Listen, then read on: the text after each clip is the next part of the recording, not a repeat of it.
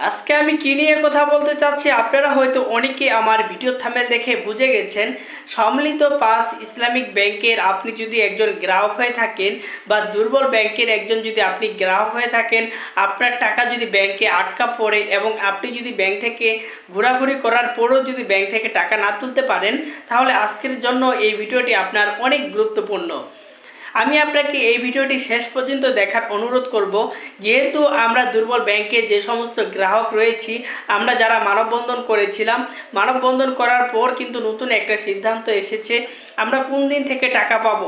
আমরা অনেকেই শুনেছি যে এই সপ্তাহে থেকে টাকা পাবো, কিন্তু এই সপ্তাহে কোন দিন থেকে টাকা পাবো এবং কত টাকা করে পাবো, কোন সমস্ত গ্রাহক টাকা পাবে, আজকে সম্পূর্ণ ভিডিওর মাধ্যমে কিন্তু আপনি জানতে পারবেন। আজকের এই ভিডিওটি শুরু করার আগে আপনার কাছে আমার ছোট্ট একটি অনুরোধ, আপনি যদি আমার চ্যানেলে নতুন হয়ে থাকুন, চ্যানেলটি সাবস্ক্রাইব করে রাখুন নতুন নতুন আপডেটগুলো পাওয়ার জন্য। আমার এই নতুন নতুন আপডেটের মাধ্যমে কিন্তু আপনারা জানতে পারবেন যে কোন ব্যাংকে কত টাকা দেওয়া হচ্ছে এবং কোন শাখাতে কত টাকা করে গ্রাহকরা তাদের আমানত তুলতে পারছে। তো বন্ধুরা, চলুন কথা না বাড়িয়ে আজকের এই ভিডিওটি আমরা শুরু করি।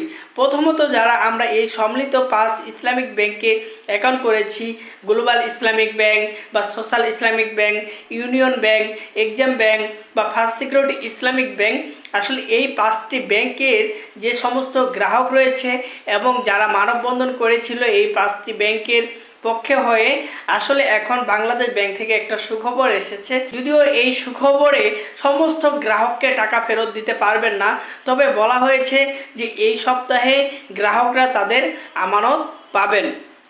এখন অনেকেই জানতে চেয়েছিল যে আসলে এই সপ্তাহ পরের সপ্তাহ করে তো হচ্ছে দিন পার করতেছে, সময়ের পর সময় দেওয়া হচ্ছে, তাহলে আসলে কোন দিন থেকে গ্রাহকরা ফাইনালি টাকা পাবে। বাংলাদেশ ব্যাংকের তথ্য অনুযায়ী জানা যায় এই সপ্তাহে সোমবারে কিন্তু গ্রাহকদেরকে আমানত ফেরত দেওয়ার কথা বলা হয়েছে। এখন কোন কোন সমস্ত গ্রাহক তাদের আমানত ফেরত পাবে? প্রথমত, যাদের অল্প অঙ্কের টাকা রয়েছে এবং খুব সীমিত টাকা রয়েছে, সেই সব গ্রাহককে প্রথমেই টাকা ফেরত দেওয়া হবে।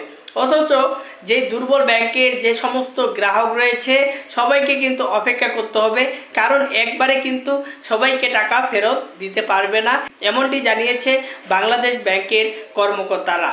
তবে এই সোমবারে বেশ কিছু গ্রাহককে টাকা দেওয়ার কথা বলেছেন কেন্দ্রীয় ব্যাংক।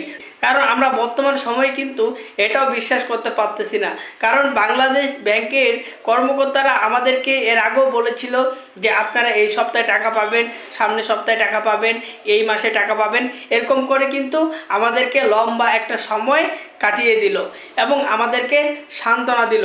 সেজন্য কিন্তু আমরা ফাইনালভাবে এখনও বাংলাদেশ ব্যাংকের তথ্য অনুযায়ী কিন্তু আমরা শিওর কনফার্ম হতে পারছি না আমরা যে সমস্ত গ্রাহক রয়েছি। এই জন্য আমাদেরকে এই সপ্তাহে পুরোটা অপেক্ষা করতে হবে যে এই সপ্তাহে আমরা আসলে টাকা পাচ্ছি কিনা। যেহেতু বাংলাদেশ ব্যাংকের পক্ষ থেকে জানা গেছে যে এই সপ্তাহে সোমবারের দিকে গ্রাহকদের আমানত গ্রাহকদেরকে ফেরত দেওয়া হবে। এখন কোন কোন গ্রাহক তাদের আমানত ফেরত পাবেন?